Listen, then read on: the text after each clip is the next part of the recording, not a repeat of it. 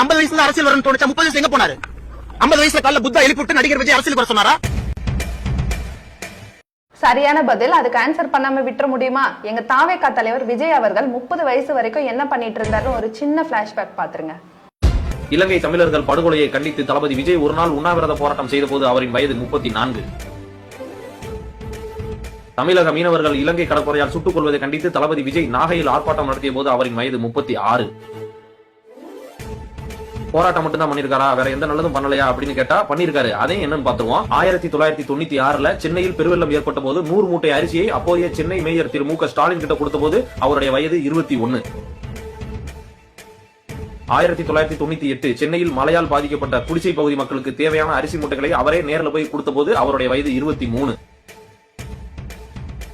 1999 கார்கில் போர்ல உயிரிழந்த ராணுவ வீரர்களின் குடும்பங்களுக்கு உதவும் வகையில் பொதுமக்களிடம் வசூல் செய்த பணத்துடன் தனது சொந்த பணத்தையும் சேர்த்து மத்திய அரசுக்கு நிதியாக அனுப்பிய போது அவரின் வயது 24.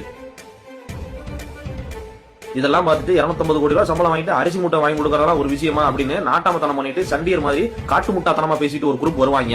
அவங்களுக்கு ஒரு பதில் என்ன அப்படின்னா 250 கோடி ரூபாய் சம்பளம் வாங்குறதுங்கிறது இப்பதான். 1998 எவனும் 250 கோடி ரூபாய் தூக்கி கொடுக்கல.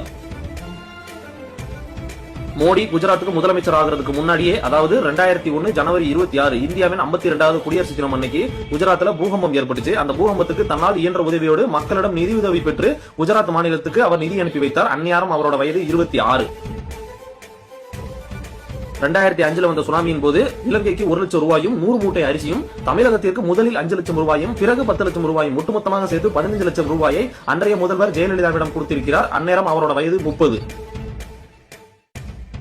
2008 ஓசூர்ல இலவச பள்ளிக்கூடம் ஒன்றை திறந்து வைத்தார். அந்நேரம் அவருடைய வயது 33.